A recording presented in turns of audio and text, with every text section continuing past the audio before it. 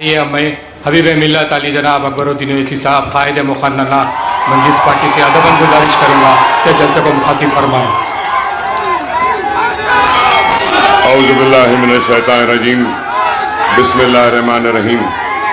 सैनशीन पर तशरीफ फरमा सदर कुल हिंद मजलिस इत्तेहादुल मुस्लिमीन व मौजूद रुकन पार्लियामेंट नक़ीब मिल्लत बैरिस्टर असदुद्दीन ओवैसी साहब, दीगर मजलिसी कायदीन, उम्मीदवारान मजलिस इत्तेहादुल मुस्लिमीन, सुनने वाले बुजुर्गों, नौजवान साथियों और मेरी इज़्ज़त माँ पर्दानशीन माँ और बहनों, वक्त कम है और अपनी बात को रखता हुआ रुखसत हो जाऊंगा। आपको सदर मजलिस को भी समाअत फरमाना है। मुख्तसरन यही बात कहूँगा कि मजलिस इत्तेहादुल मुस्लिमीन आपकी अपनी जमात है और इस जमात को आपने अपने दुआओं से सजाया है, तो अपने इत्तेहाद से आपने इस जमात को संवारा है। इस जमात के लिए हमारे आबा व अजदाद ने और असलाफ ने बुनियादों को अपने खून और पसीने दिए हैं और मजलिस इत्तेहादुल मुस्लिमीन की बुनियाद को अपने दुआओं से और अपनी कुर्बानियों से बनाया है। और आज मजलिस इत्तेहादुल मुस्लिमीन जिस मुकाम पर खड़ी है ये मरहून मिन्नत है, तो अल्लाह फख्र मिल्लत अलैहि रहमा की खबर को नूर से भर दे, अल्लाह सालार मिल्लत की खबर को नूर से भर दे, अल्लाह वो मजलिस इत्तेहादुल मुस्लिमीन के वो सारे जियाले जो आज इस दुनिया में नहीं है, उन्होंने फख्र मिल्लत का साथ दिया और मजलिस के बुनियाद को मजबूत किया। आज वो बुजुर्ग जो हमारे दरमियान में नहीं है, उन्होंने अपना खून दिया, अपना पसीना दिया, सालार मिल्लत का साथ दिया और मजलिस के बुनियादों को मजबूत किया। मजलिस के बुनियाद इतनी मजबूत है कि आज इस बुनियाद को कोई हिला नहीं सकता। फातेह वो नहीं होता जो जमीन फतेह कर ले या फिर इंतखाबात जीत जाए, हकीकी फातेह वो होता है जो दिलों को फतेह करता है। और मजलिस इत्तेहादुल मुस्लिमीन ने हैदराबाद और रियासत तेलंगाना के सारे मुसलमानों के दिलों को फतेह किया है और उनके दिलों में घर बनाया है, दिलों में जगह बनाई है। और यूं ही मजलिस का कारवां नहीं बना, रातों रात ये इत्तेहाद नहीं बना, जमात रातों रात नहीं बनी, कुर्बानियां हुई और कई नस्लों की कुर्बानी के बाद आज मजलिस इत्तेहादुल मुस्लिमीन को यह मौका अता हुआ। अपने जहनों पर जोर डालकर सोचिए इस बात पर कि आज हिंदुस्तान के सियासत के शोर और गुल में कई आवाजें सुनाई देती हैं। कहीं पर मोदी की आवाज, तो कहीं गांधी की आवाज, कहीं यादव की आवाज, तो कहीं बहुजन की आवाज, तो कहीं रेड्डी की आवाज, कहीं राव की आवाज, कहीं वेलमा की आवाज, कहीं कापू की आवाज, कहीं लिंगायत की आवाज। बहरहाल हर आवाजें सुनाई देती हैं, लेकिन अगर कहीं पर हमारी अपनी आवाज, मजलूम मुसलमानों की आवाज अगर सुनाई देती है, तो वह सिर्फ और सिर्फ मजलिस इत्तेहादुल मुस्लिमीन से निकली हुई आवाज वो मुसलमानों की आवाज है। और मजलिस इत्तेहादुल मुस्लिमीन ने जिंदगी के हर शोबे हयात में काम किया। ऐसा नहीं कि सिर्फ जज्बाती बयानात दिए या जज्बाती नारे दिए, बल्कि मजलिस इत्तेहादुल मुस्लिमीन ने कौम की तामीर के लिए जज्बाती तहारीर व जज्बाती नारों के साथ हौसला और अज़्म के साथ आगे बढ़ती गई। जिंदगी के हर शोबे हयात में आपके दरमियान में रही।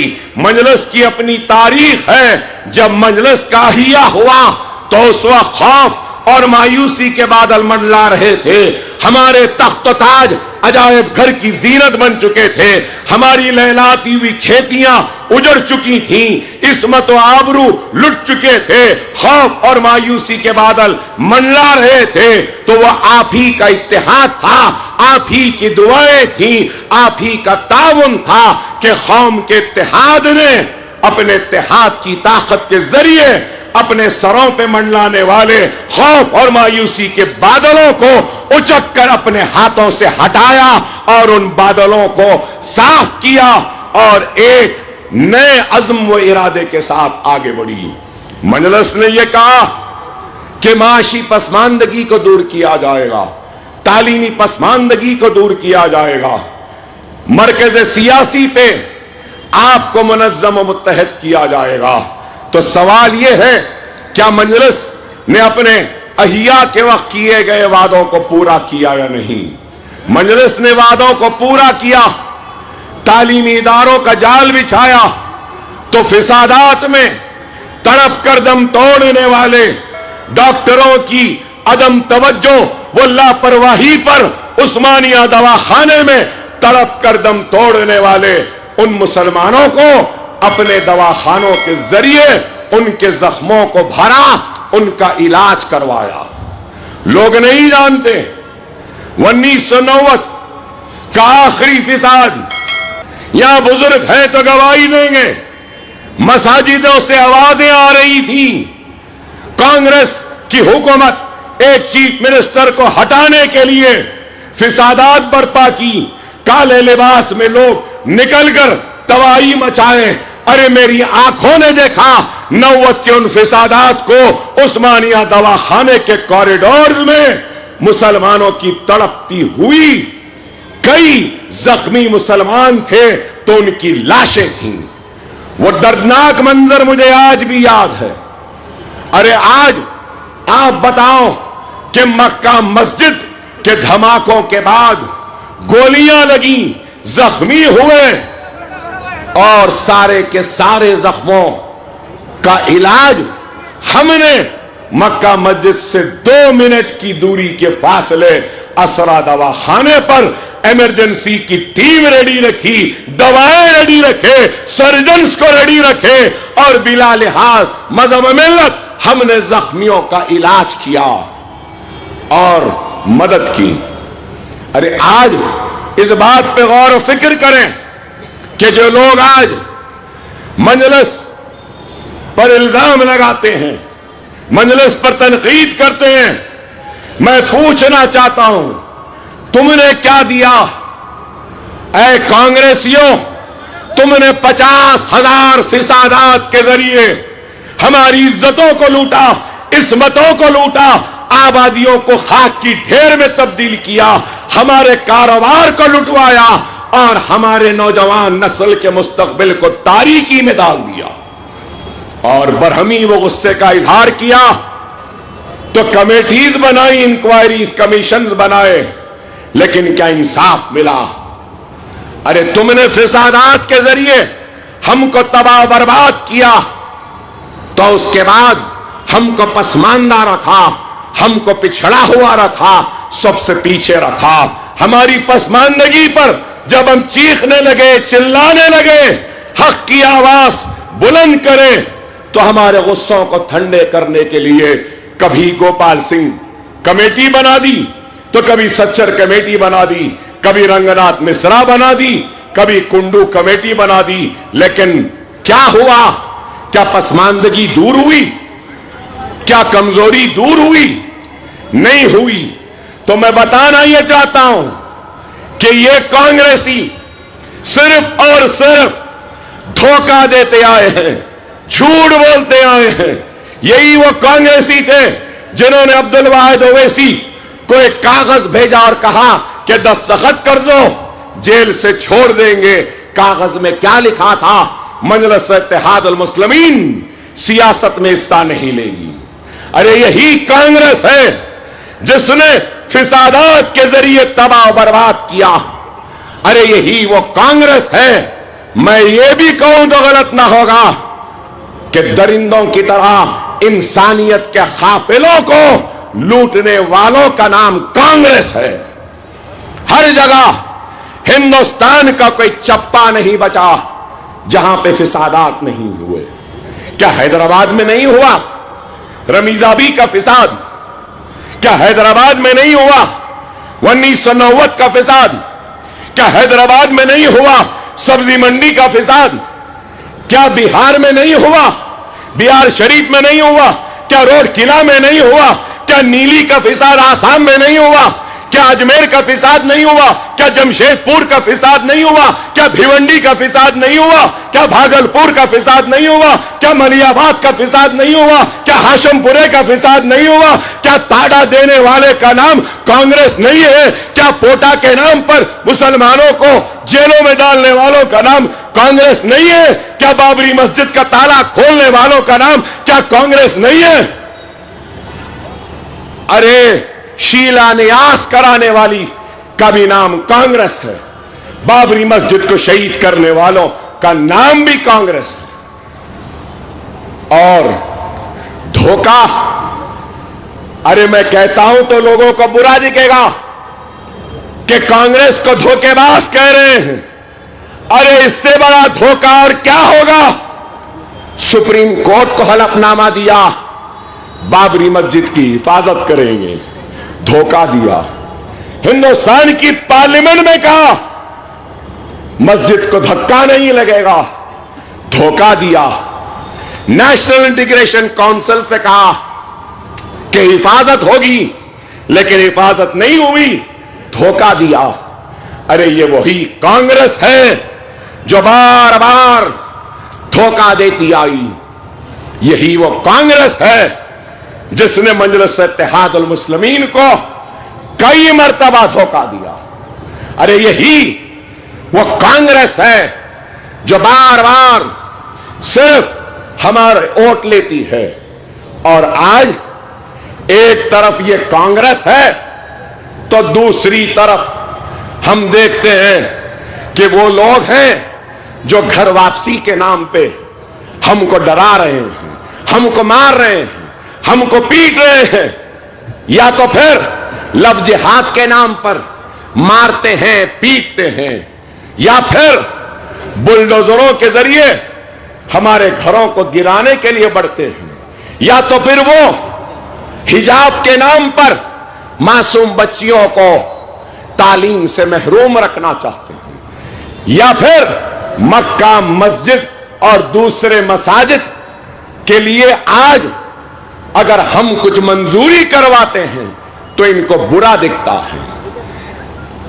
आज ये लोग सिर्फ खौफ का माहौल पैदा करना चाहते हैं। कभी लव जिहाद, घर वापसी, हिजाब, बीफ बैंड, लिंचिंग, यही है। और कल हिंदुस्तान के वजीर आजम बयान देते हैं कि वो आईटी सेंटर जो आ रहा है ये अपीजमेंट की पॉलिसी, खुशनुदी की पॉलिसी है।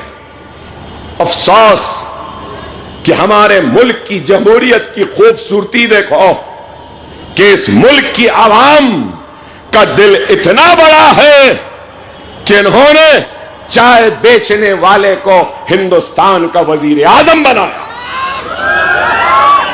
और ये वजीर आजम बनने के बाद दिल को कुशादा नहीं कर सके। अरे ये आईटी का अगर हब आएगा, आईटी टावर आएगा, इलेक्ट्रॉनिक सिटी आएगी, तो इसमें सिर्फ मुसलमान नहीं, हिंदू भी आएंगे, सिख भी आएंगे, ईसाई भी आएंगे, सब आएंगे। अरे आप बताओ, क्या पुराने शहर में स्कूल बन जाए तो अपीजमेंट, पुराने शहर में दवाखाना बन जाए तो अपीजमेंट, पुराने शहर में एक स्टेडियम बन जाए तो अपीजमेंट? कैसी बात? अरे तुम्हारा दिल छोटा है, हमारा दिल बहुत बड़ा है। आओ हमारे दवाखानों में आकर देखो, आज भी चलो और देखो, असरा हॉस्पिटल में 30% नहीं 50% बीमार लोग कोई और नहीं बल्कि वो हिंदू भाई हैं जो इलाज करवा रहे हैं। ओवैसी हॉस्पिटल में देखो, वहां पर भी गैर मुस्लिम है।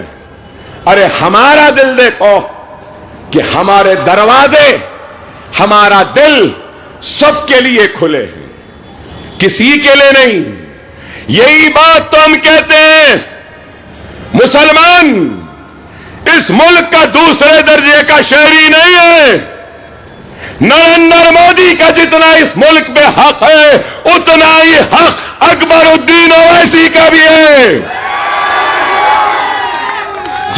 जितना हक माथे पे तिलक लगाने वाले का इस मुल्क पे है, उतना ही हक चेहरे पर दाढ़ी पालने वाले और सर पर टोपी पहनने वाले का भी है। उतना ही हक एक सिख का है जो सर पर पगड़ी बांधता है। यह मुल्क सबका है, किसी एक का नहीं। लेकिन ये लोग आज सिर्फ और सिर्फ नफरत के जरिए इस मुल्क को बांटना चाहते हैं। ये नफरत से डराते हैं, हिजाब के नाम पे, अब तो हलाल के नाम पे भी डरा रहे। हद हो गई। अरे आप बताओ, इस मुल्क को हिजाब, हलाल, घर वापसी, लव जिहाद, अजान या बीफ बैन की जरूरत नहीं है। इस मुल्क को जरूरत है तो रोजगार की, इस मुल्क को जरूरत है तो बढ़ते हुए कीमतों को नीचे लाने की, इस मुल्क को जरूरत है तो पेट्रोल और डीजल की कीमतों, गैस की कीमतों को नीचे लाने की, इस मुल्क को जरूरत है तो भूखों को अनाज की, प्यासों को पानी की, तरक्की की, खुशहाली की। लेकिन इनको इस मुल्क की तरक्की से दिलचस्पी नहीं, खुशहाली से दिलचस्पी नहीं, इकोनॉमी मईशत से नहीं, इस मुल्क को ताकतवर बनाने से नहीं, इस मुल्क को आगे बढ़ाने से नहीं। इनको अगर दिलचस्पी है तो क्या बस मुसलमानों को डराओ, धमकाओ, मारो, पीटो, अजान रोको, हिजाब खींच दो, बीफ के नाम पर उनको बाजारों में लिंच करवा दो। डर खौफ के जरिए हिंदुस्तान की सबसे बड़ी अक़लियत को खत्म करना चाहते हैं। ये खत्म करना चाहते हैं तो दूसरी तरफ मोहब्बत की दुकान की बात करने वाले आज मुसलमानों की क़यादत को खत्म करना चाहते हैं, मुसलमानों की आवाज को खत्म करना चाहते हैं, मुसलमानों की मताए अजीज मजलिस इत्तेहादुल मुस्लिमीन को खत्म करना चाहते हैं। यहां बैठे हमारे बिहार के सदर और मौजूद रुकने असेंबली, ये कांग्रेस ऐसी आवाजें चाहते हैं जो गांधी खानदान की गुलाम बन के रहे। ये वो आवाज चाहते हैं जो सिर्फ इनके इशारे पर उठे और इनके इशारे पर बैठे। मजलिस किसी से डरती है, घबराती नहीं है। अकबर ओवैसी यहां खड़ा रहकर तकरीर कर रहा है, बेबाकी के साथ बोल रहा है तो इसलिए कि मैं गुलाम हूं तो सिर्फ मोहम्मद रसूलुल्लाह सल्लल्लाहु अलैहि वसल्लम का, मैं गुलाम हूं तो कमली वाले का, मैं खादिम हूं तो इन गरीब मुसलमानों का, मैं खिदमत गुजार हूं तो इस इत्तेहाद का। तलाक़ सलासा पे बिहार के एमपी साहब नाम असरारुल हक साहब बेचैन तड़प गए, मैं 2 मिनट तलाक़ सलासा पे तकरीर करूंगा। तो क्या ये मोहब्बत के दुकानदारों ने असरार साहब को, आलिम दीन, मुफ्ती, इतने बड़े, क्या उनको पार्लियामेंट में बोलने दिया? नहीं बोल सकते जब तक सोनिया इजाजत न दे दे, नहीं बोल सकते जब तक के राहुल इजाजत न दे दे। अब तो एक नई आई है, नाटू नाटू की बात करती है, मिस वाडेरा इजाजत न दे दे।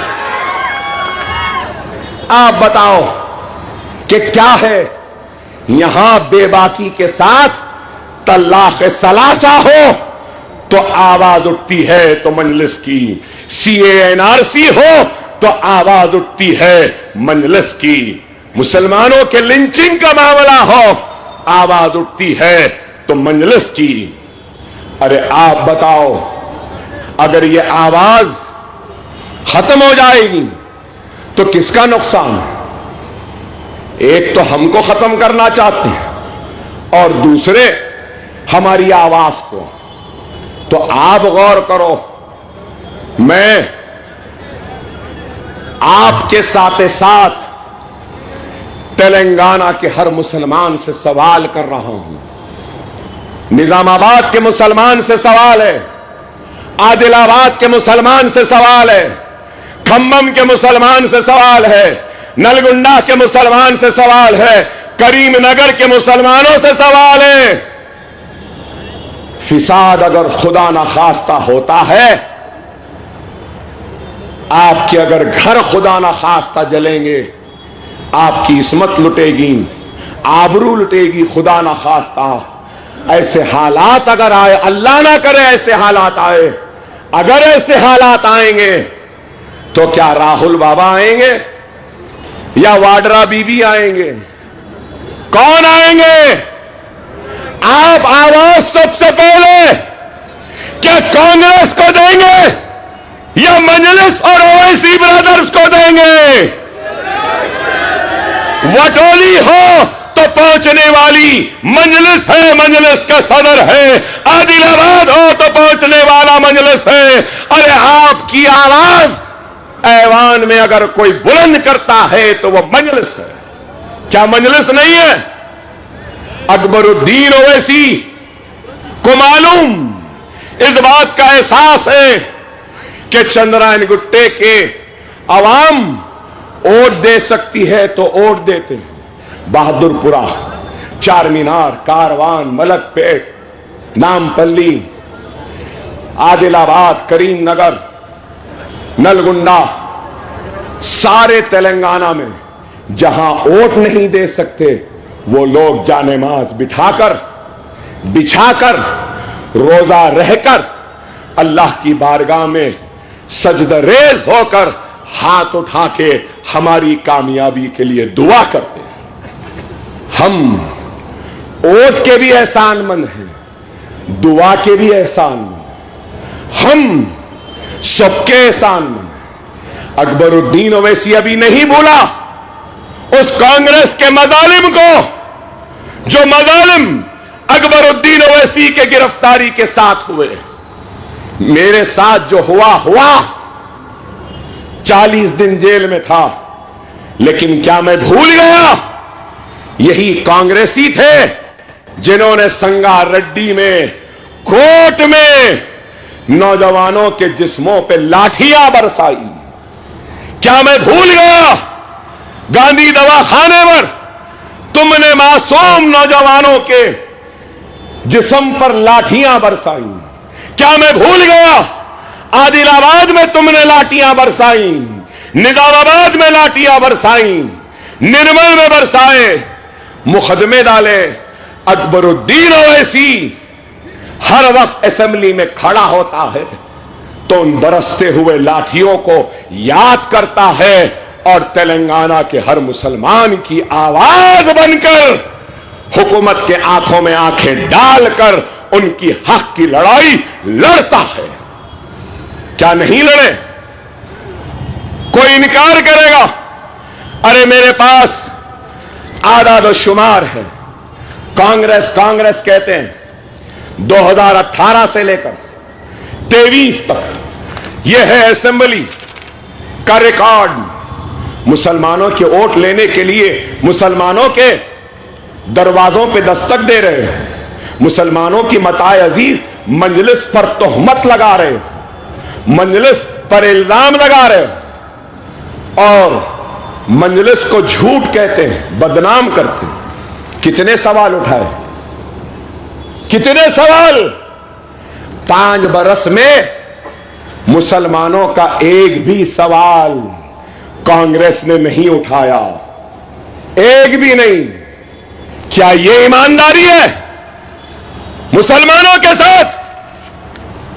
और फिर मेरे पास आदाद शुमार है, कितने घंटे बात करें कांग्रेस, कितने घंटे बात करी?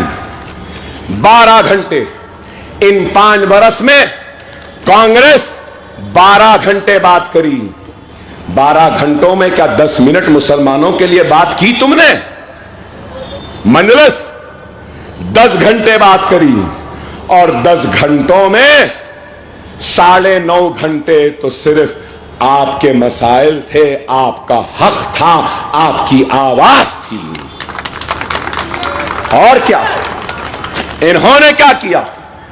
कुछ नहीं, सिर्फ इल्जामात, तहमतें। अरे मैं पूछना चाहता हूं, बुरे वक्त में दरमियान में कौन आता है? मजलिस आएगी या कोई राहुल या कोई और आएंगे? आज कहते हैं मजलिस यहां से क्यों लड़ी, वहां से क्यों नहीं लड़ी, वहां क्यों गए, यहां क्यों नहीं गए? गए तो भी परेशानी, नहीं गए तो भी परेशानी। पहले फैसला कर लो, जाना है या नहीं जाना है। हमको कहते थे पुराने पुल या नए पुल के उस पार की जमात। आज मजलिस एक उम्मीद है, मजलिस एक आस है, मजलिस एक ताकत है, और इस ताकत को वो खत्म करना चाहते हैं। इल्जाम लगाते हैं, अरे यही वो कांग्रेस थी जिसने बाबरी मस्जिद के शहादत के बाद मजलिस पर ऐसे ही इल्जाम लगाए, ऐसे ही तोहमतें लगाए, लेकिन उसका खीमियाजा किसको भुगतना पड़ा? अरे गौर करो, जहां क़यादतें नहीं होती वहां पे बाजारों में निकलना जरूरी हो जाता।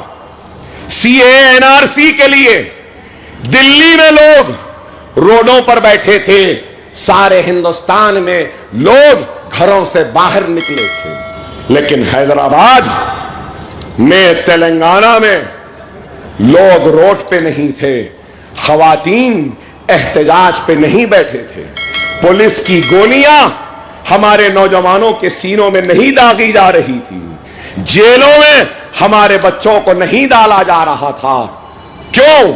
इसलिए कि मंजलिस थी, क़यादत थी, इत्तेहाद था, और हमने सीए एनआरसी पर ऐवान असेंबली में मुदल्लिल बहस की, गैर मामूली बहस की। मेरे जिंदगी के चंद अच्छे तकरीरों में से वो एक तकरीर थी, और उसका नतीजा क्या हुआ कि तेलंगाना असेंबली में करारदाद मंजूर हुई कि सीए एनआरसी को वापस ले लो। चीफ मिनिस्टर ने उठकर कहा, चीफ मिनिस्टर ने उठकर कहा कि कहीं पर भी सीए एनआरसी हो जाए मगर तेलंगाना में नहीं होगा। क्या यह हमारी कामयाबी नहीं?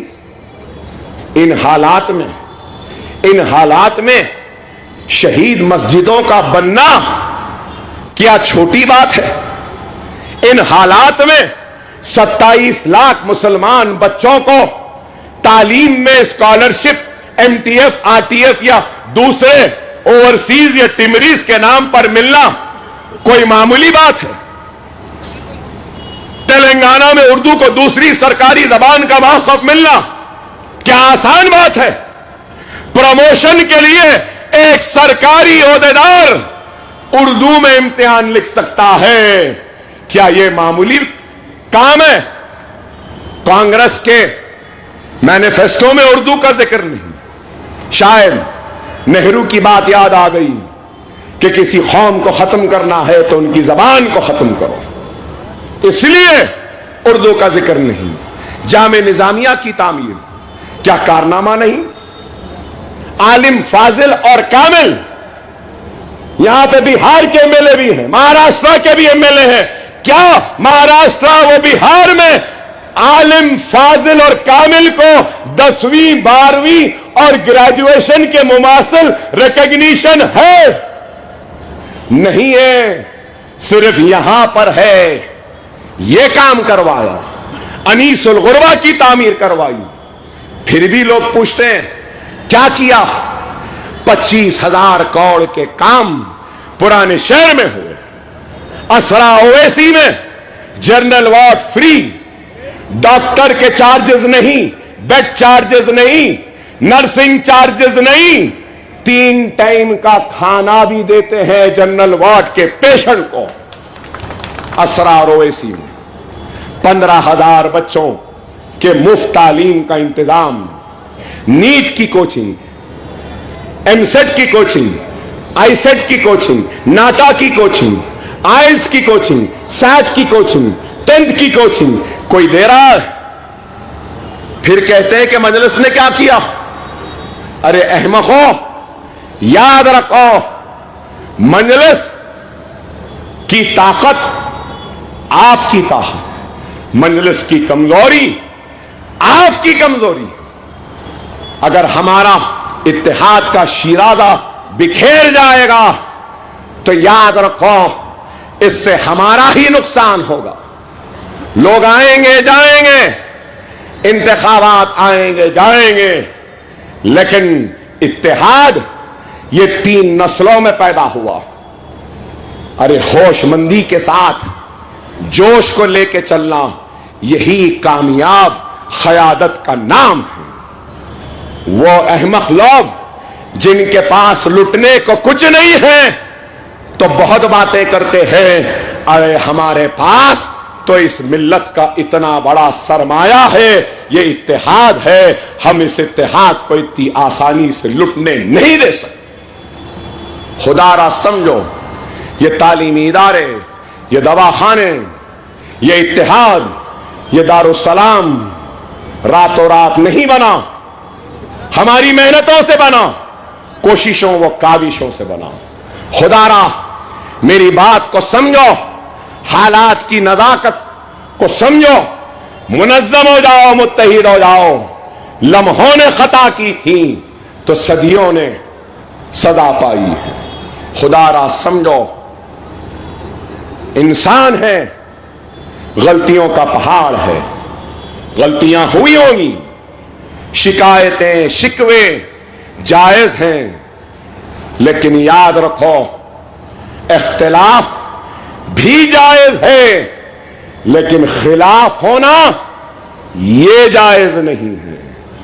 हां, मैं इंसान हूं, गलतियों का पहाड़ है, गुनाहगार हूं, हां हूं, खताकार हूं, हां हूं, लेकिन इस बात से कोई इनकार नहीं कर सकता कि मैं तुम्हारा भाई हूं, मैं तुम्हारा अपना हूं, मैं ला इलाहा इल्लल्लाह मुहम्मदुर रसूलुल्लाह कलमा पढ़ने वाला हूं। अकबरुद्दीन ओवैसी, वो खानदान ओवैस, हैदराबाद के मुसलमानों के एहसानों तले दबा है, आपके दुआओं का कर्जदार है। आपकी दुआएं फख्र मिल्लत के साथ थी, सालार के साथ थी, नखीब मिल्लत के साथ है, मेरे साथ है, लेकिन ये कहूंगा कि सबसे ज्यादा दुआओं का कर्जदार है तो अकबर ओवैसी है। गोलियां लगी तब भी दुआएं थी, चाकू चले तो दुआएं थी, तलवारें चली तो जभी भी दुआएं थी, वेंटिलेटर पे था तभी भी दुआएं थी, जेल में था तभी भी दुआएं थी, मुकदमे लड़ रहा था तभी भी दुआएं थी। अरे अकबरुद्दीन ओवैसी अपने जिस्म की चमड़ी को निकाल ले, अपनी औलाद के जिस्म की चमड़ी निकाल ले और आपके कदमों के नजर कर दे, तब भी आपकी दुआओं के एहसान का बदला अदा नहीं कर सकता, नहीं कर सकता, नहीं कर सकता। छोटी मोटी बातों की परवाह ना करो, खुदारा मुनज़्ज़म हो जाओ, मुत्तहिद हो जाओ, वरना हमको आने वाली नस्ल कभी माफ नहीं करेगी। अगर हम मुंतशिर होंगे, बटेंगे, तो याद रख लो और कई गोशाह महल जैसे सूरत हाल पैदा हो जाएंगी। अगर मुंतशिर हो जाओगे तो और राजा सिंह पैदा हो जाएंगे। खुदारा हिकमत से काम लो, संजीदगी से काम लो, दूरंदेशी से काम लो, जिसका काम वो जाने। अल्लाह मुंतखब करता है और मुंतखब करने के बाद जिम्मेदारियों को सिखाता है, मजबूरियों को बताता है और मनसब अता करता है। जिस मनसब पे बैरिस्टर साहब बैठे हैं, वो मनसब अल्लाह की अता की गई है। उस मनसब की जिम्मेदारियां वो बेहतर जानते हैं, उस मनसब की मजबूरियां वो बेहतर जानते हैं। अगर मैं कहूंगा कि मैं जानता हूं तो मैं नहीं जानता। डॉक्टर का काम डॉक्टर जानता है, वकील का काम वकील जानता है, सनत का काम सनतकार जानता है, आलिम दीन दीन का काम करता है। अगर डॉक्टर वकील का काम करेगा तो बीमार का इलाज भी सही नहीं होगा और मौकिल का मुकदमा भी हार जाएंगे। यही है खुदारा, जिसका काम उसको करने दो, मुनज्जम हो जाओ, मुत्तहिद हो जाओ। मैं बार बार कह रहा हूं, मुनज्जम हो जाओ, मुत्तहिद हो जाओ। मजलिस इत्तेहादुल मुस्लिमीन जो कह रही है, इसको सुनो, इस पर अमल करो। याद रखो, डरने या घबराने वालों का नाम मजलिस नहीं है। आज आए थे एक कांग्रेस के साबिक सदर, कहते मजलिस आसाम से लड़ी, मजलिस गोवा से लड़ी। अरे अकल ही नहीं है। इस हालत पे कल के चाय वाले आज के वजीर आजम को शिकस्त दे सकेंगे? अरे गौर करो, क्या है?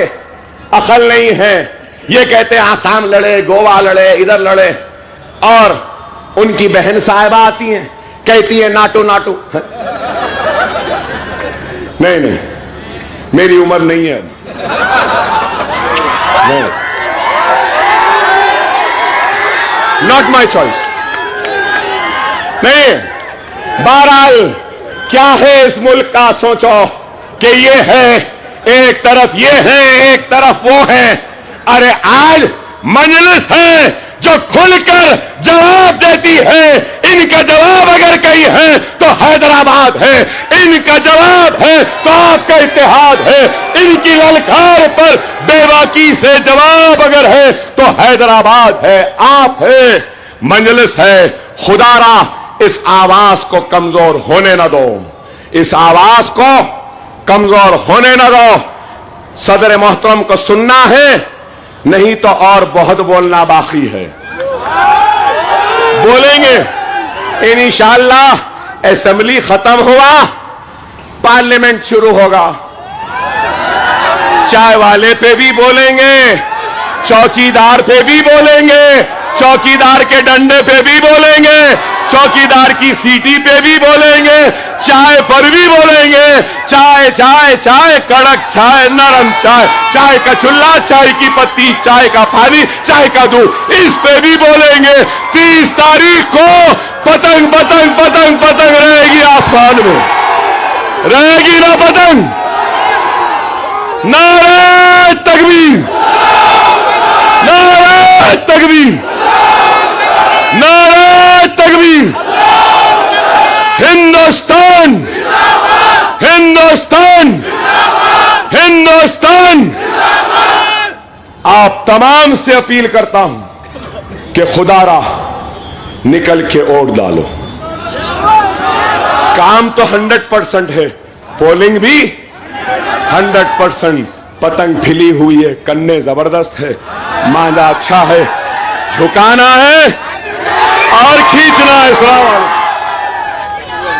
अलैकुम।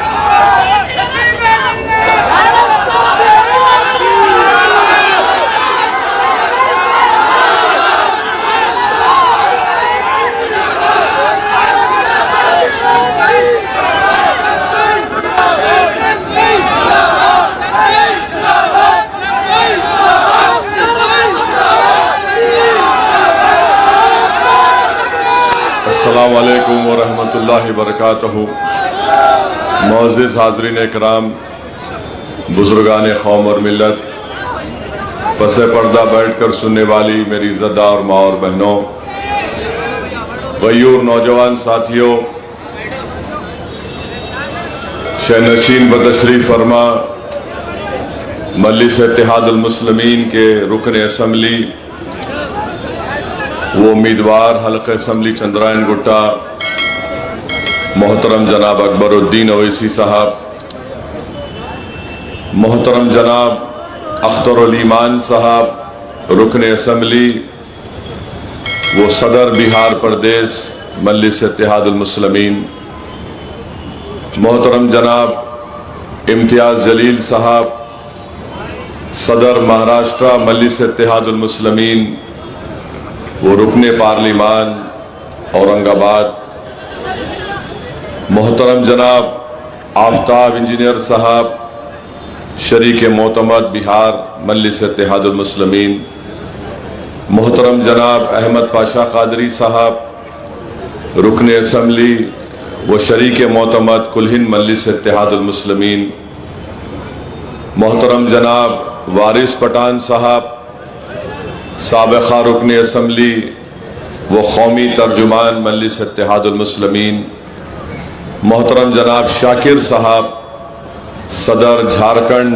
मजलिस इत्तेहादुल मुस्लिमीन, मोहतरम जनाब सैयद मोइन साहब नायब सदर महाराष्ट्र मजलिस इत्तेहादुल मुस्लिमीन, मोहतरम जनाब गामा साहब जो उत्तर प्रदेश से तशरीफ़ लाए हैं, जनाब अमीनुल हसन जाफरी साहब साबिक़ा रुकन क़ानून साज कौंसल, रियाजुल हसन अफंदी साहब, रहमत बेग साहब रुकन क़ानून साज कौंसल, मोहसिन बलाला साहब साबिक़ा रुकन बल्दिया वो इंचार्ज हल्क़े असम्बली चार मीनार, मोहतरम जनाब स्वामी यादव साहब उम्मीदवार हल्क़े असम्बली राजेंद्र नगर मजलिस इत्तेहादुल मुस्लिमीन, मोहतरम जनाब मीर जुल्फ़िकार अली साहब उम्मीदवार चार मीनार मजलिस इत्तेहादुल मुस्लिमीन। अज़ीज़ान मिल्लत, मेरी आप तमाम से अपील है कि मैंने जुल्फ़िकार साहब जो हल्क़े असम्बली चार मीनार के उम्मीदवार हैं, मोहतरम जनाब स्वामी यादव जो रुकन बल्दिया भी हैं और राजेंद्र नगर के मजलिस के उम्मीदवार हैं, अकबरुद्दीन अवैसी साहब हैं चंद्रायन गुट्टा के मजलिस के उम्मीदवार हैं, जनाब अहमद बलाला साहब उम्मीदवार हैं मलकपेट से, माजिद हुसैन हैं उम्मीदवार हैं नामपल्ली से, जनाब जाफर हुसैन मेराज साहब जो हल्क़े असम्बली याकूतपुरा के मजलिस के उम्मीदवार हैं, और जनाब राशिद फराज साहब जो जुबली हिल से मजलिस के उम्मीदवार हैं। मेरी आप तमाम से अपील है, जहाँ तक अल्लाह सुब्हाना व तआला मेरी आवाज़ को अपने फजल और करम से पहुँचा रहा है, आपसे अपील है कि 30 नवंबर के दिन आप तमाम लोग अपना एक एक वोट इन 9 मजलिस के उम्मीदवार के हक़ में पतंग के निशान पर बटन दबाकर आप इनको तेलंगाना के असम्बली इलेक्शन में मजलिस के एमएलए के तौर पर इनको कामयाब करिए। एक एक वोट का सही इस्तेमाल करिए। 30 नवंबर के दिन मेरी आप तमाम से अदबन गुजारिश है कि कोताही मत करिए, गलती मत करिए, सुस्ती के मज़ाहिरे मत करिए, खुद एतमादी के ज़्यादा मज़ाहिरे मत करिए। अपने घर से पूरे अफराद ख़ानदान को साथ लेकर अपने एक एक वोट का इस्तेमाल करिए। याद रखिए, वोट एक अमानत है और आपको इस अमानत को इस्तेमाल करना है। 30 नवंबर के दिन मजलिस इत्तेहादुल मुस्लिमीन के हक़ में हल्क़े असम्बली नामपल्ली से माजिद हुसैन मजलिस के उम्मीदवार हैं, साबिक़ा मेयर हैं 3 साल के। वहाँ पर बीजेपी ये पूरी कोशिश कर रही आरएसएस के साथ कांग्रेस की ताईद में काम हो रहा है ताकि मजलिस के उम्मीदवार की कामयाबी को रोका जा सके। और कांग्रेस का उम्मीदवार वो उम्मीदवार है कि कल मैंने एक वीडियो देखा जिसको हमारे खलील साहब ने भी बनाया और सलमान ने भी बनाया, जिसमें कांग्रेस का उम्मीदवार ये कह रहा है कि मैं मस्जिदों से लाउड स्पीकर को उतार दूंगा, मैं मस्जिदों से अज़ां की आवाज़ को कम कर दूंगा। शरीयत के ताल्लुक से कहता है वो 1400 साल पुराना है, मैं उसको नहीं मानता। ट्रिपल तलाक के कानून की तायीद करता है। मेरे अजीज दोस्तों और बुजुर्गों, मैं उम्मीद करता हूं कि हल्क़ असम्बली नामपल्ली के राय दहिंदगान जो गयूर हैं, जिनमें दीनी हमियत बाकी है, हम गुनाहगार हो सकते हैं, हम नमाज नहीं पढ़ सकते या नहीं पढ़ रहे होंगे, मगर कभी भी कोई गुनाहगार भी ये नहीं कहता कि मस्जिद से आवाजें कम कर दूंगा या शरीयत का कोई मजाक नहीं उड़ाता। ये कांग्रेस का उम्मीदवार वहां पर कह रहा है। मुझे उम्मीद है कि आप, जो आपको नामपल्ली में कह रहा है कि आप जुनूनी है, आपको कह रहा है कि जिस तरह दुनिया में झूठ बोलता है कि दहशतगर्द मस्जिद में जाकर छुपते हैं, इसी तरह यहां पर नामपल्ली में लोग मस्जिदों में जाकर छुपते हैं। मेरी गुजारिश है नामपल्ली की आवाम से कि ऐसे शख्स को जो बीजेपी और आरएसएस की पसे पर्दा उसको तायीद हासिल है, मजलिस इत्तेहादुल मुस्लिमीन को कामयाब करिए। ऐसे शख्स को जो पूरे माहौल को खराब करना चाहता है, और अकबरुद्दीन ओवैसी ने अपनी तकरीर में कहा, एक नमूना काफी है, दो नमूने की हैदराबाद को जरूरत नहीं है।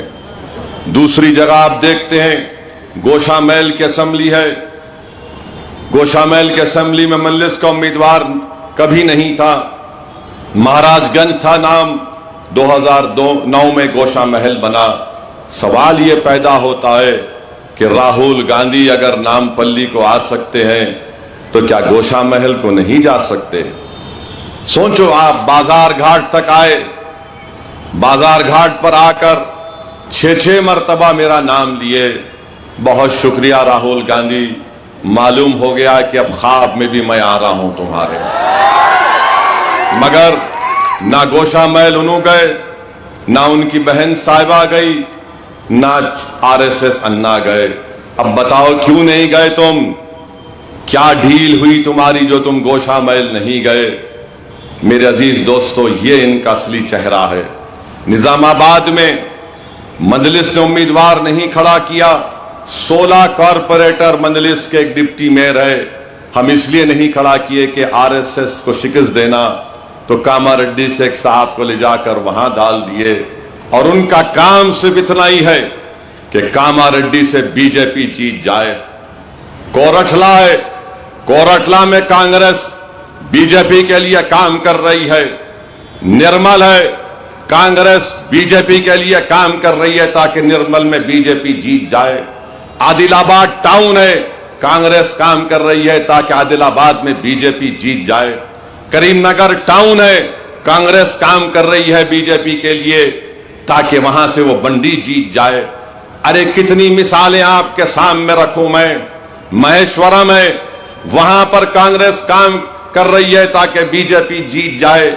मैं आपको पहले से ही बाखबर कर दिया था कि इस असेंबली के इलेक्शन में तेलंगाना के बहुत से ऐसे असेंबली सीटों पर कांग्रेस, बीजेपी, आरएसएस मिलकर लड़ रही है, क्योंकि कांग्रेस का सदर तेलंगाना का वो आरएसएस ही बड़ा पला बुड़ा, और उसमें आरएसएस की वो सोच आज भी जिंदा है और कल भी रहेगी। तीसरी बात जो मैं आपके सामने अर्ज करना चाहता हूं कि पोलिंग के दिन खुदारा मोटरसाइकिल पर निकल कर मत फिरो नौजवानों, पहले अपने वोट का इस्तेमाल करो। मजलिस के अराकीन और मजलिस के जिम्मेदारों से कह रहा हूं कि आप भी अपना वोट डालिए और पुरअमन तरीके से अपनी पोलिंग को करवाइए। ये बात बहुत जरूरी है। और जैसा कि अभी हमने सुना कि कांग्रेस के साबिका सदर हैं, ये बोले हैं तकरीर में, आज बाजार घाट पर मुझे बताया गया, एक जर्नलिस्ट ने बताया कि केसीआर उस्मानिया यूनिवर्सिटी में पढ़े जिसको कांग्रेस ने बनाया। अरे राहुल गांधी, कौन है तुम्हारा स्टेनोग्राफर? उस्मानिया यूनिवर्सिटी तो हुजूर निजाम ने बनाई थी, तुम कहां पर बनाए थे? मगर यह कह दिए, हर जगह जाते हैं असदुद्दीन ओवैसी का मजलिस का जिक्र खैर होता है, मगर क्या आपने कभी राहुल गांधी की जबान से सुना ट्रिपल तलाक की मुखालिफत करते हुए कानून की? नहीं सुना। क्या आपने कभी सुना राहुल गांधी की जबान से कि मुसलमानों को आरक्षण, रिजर्वेशन मिलना चाहिए? उनकी समाजी और तालीमी पसमानदगी की बुनियाद पर नहीं। क्या आपने कभी सुना राहुल गांधी को कि मॉब लिंचिंग हुई तो उन्होंने उसकी मजम्मत की? नहीं बोले कभी। क्या आपने सुना कि हमारे मुल्क की रियासत जम्मू कश्मीर है, सबसे ज्यादा मुस्लिम अकलियत की आबादी है, नरेंद्र मोदी की सरकार ने गैर कानूनी तरीके से आर्टिकल 370 को निकाल दिया, जम्मू को अलहदा कर दिया, कश्मीर को अलहदा कर दिया, लद्दाख को अलहदा कर दिया? क्या राहुल गांधी बोले? नहीं बोलते हैं। मेरे भाई, ये इसलिए नहीं बोलते इन चीजों पर क्योंकि अंदर दिल में अभी भी हिंदुत्व की वो आइडियोलॉजी जिंदा है। दुनिया को दिखाने के लिए मोहब्बत की दुकान, मोहब्बत की दुकान। अरे कौन सी मोहब्बत की दुकान तुम्हारे पास है? तुम्हारा मकसद एक ही है कि मुसलमान हो, दलित हो, सियासी तौर पर इनकी लीडरशिप ना बने। अरे इम्तियाज जलील और औरंगाबाद की आवाम को लाखों सलाम, 19 साल के शिवसेना के एमपी को हराया और मंजलिस वहां से कामयाब हुई। बिहार में अख्तरुल ईमान की क़यादत में 5 एमएलए जीते तो 4 को राहुल गांधी खरीद लिए। राहुल गांधी खरीदो फरोख्त तो तुम कर रहे हो। मैं बड़ा बेचैनी से इंतजार कर रहा हूं राहुल, तुम्हारा और मोदी 24 में जो इलेक्शन होगा, हम बताएंगे तुमको सियासत क्या होती है और कैसे मुकाबला किया जाता है। आज आकर बड़ी बड़ी बातें करते हैं। अरे राहुल गांधी, इन 4 चीजों पर तो कुछ बोलो। कुछ नहीं बोलेंगे।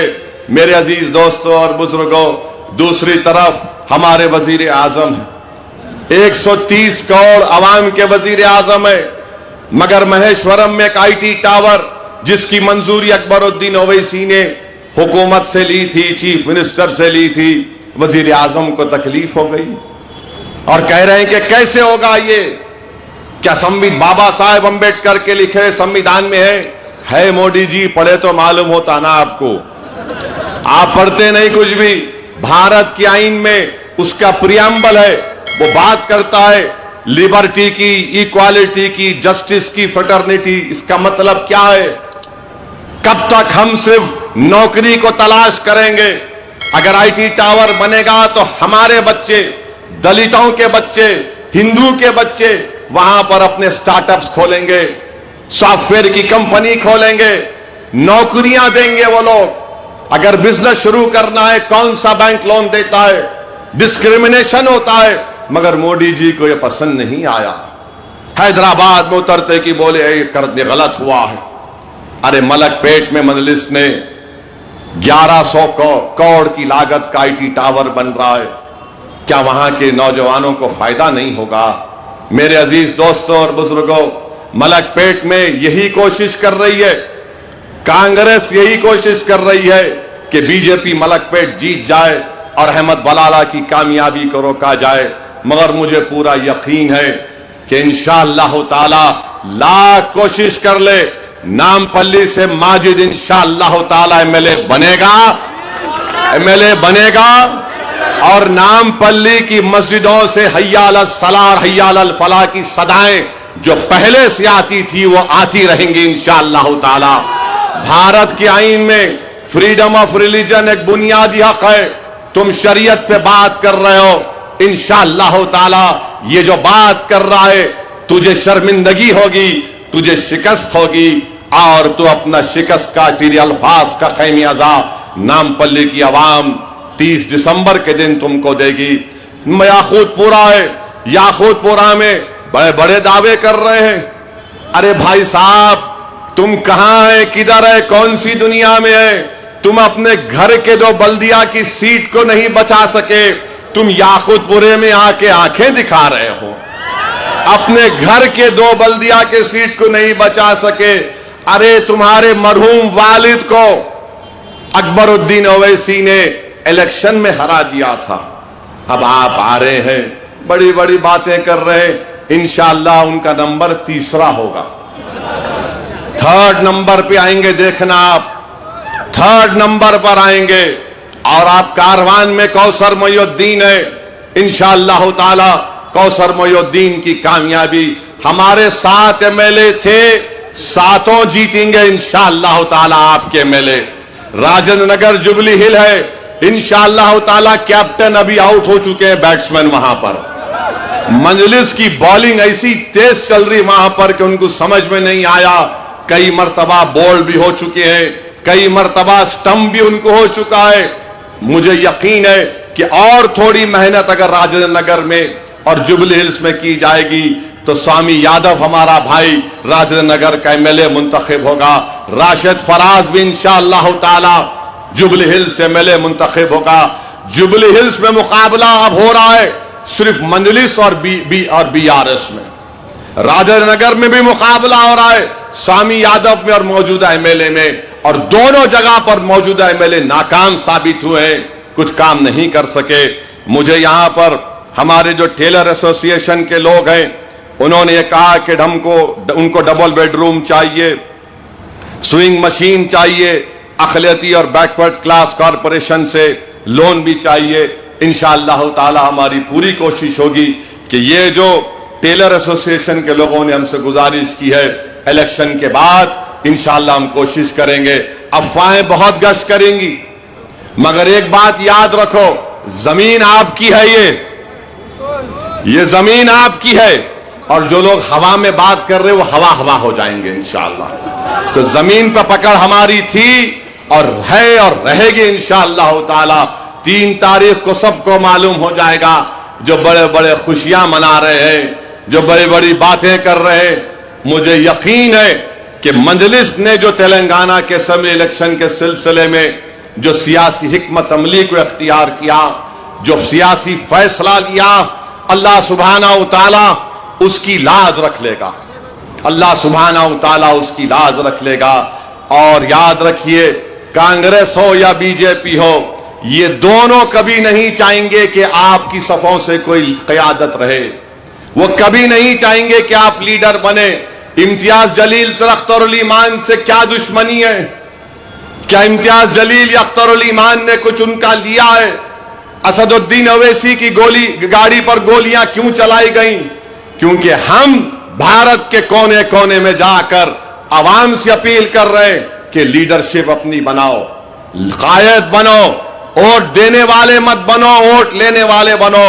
तो ना मोदी को पसंद, ना राहुल को यह बात पसंद, और राहुल गांधी और मोदी मिलकर, अरे चुनाव 119 पर हो रहा है, मगर अल्लाह का शुक्र है कि शेरवानी से परेशान है, मंजलिस से परेशान है। और मंजलिस की कामयाबी को रोकने के लिए मोदी 3 दिन गुजारे हैदराबाद में। मोदी जी, कैसा दिखा हैदराबाद आपको?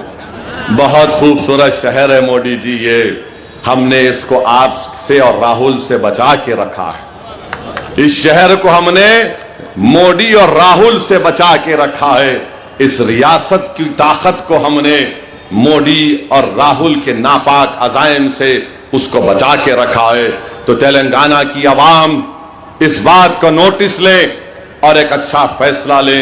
3 दिन मोदी हैदराबाद में गुजारे, 3-4 दिन शायद राहुल भी यहीं गुजारे।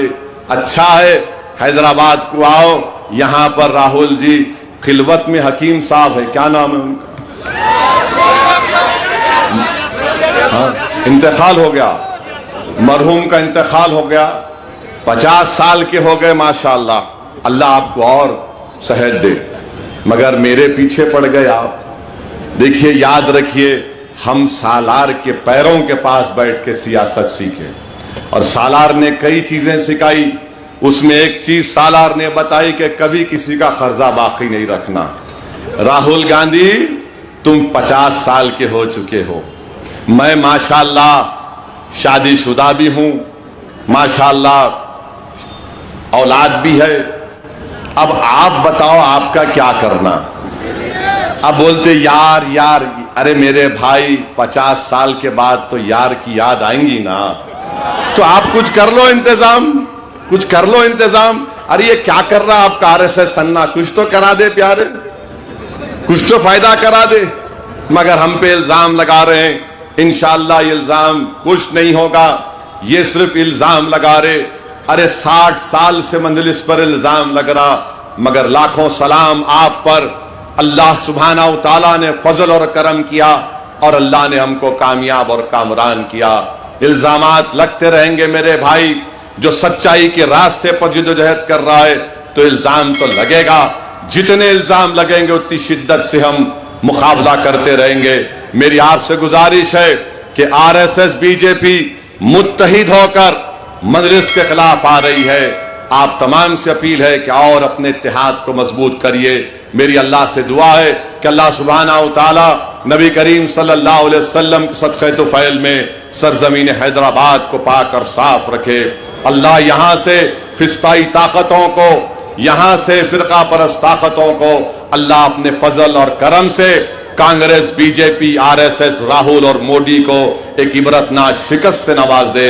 या अल्लाह गोशा महल से जिसने बकवास बकी अल्लाह उसको शिकस्त दे दे, मजलिस को सुरखरू कर दे, मजलिस के उम्मीदवारों को कामयाब कर दे। तुझे वास्ता है नबी करीम सल्लल्लाहु अलैहि वसल्लम का। अल्लाहुम्मा सल्लि अला सय्यिदिना मुहम्मदिन अब्दिका रसूलिका रब्बि उम्मी व अला आलिहि व सल्लम। अस्सलामु अलैकुम व रहमतुल्लाहि व बरकातुहू।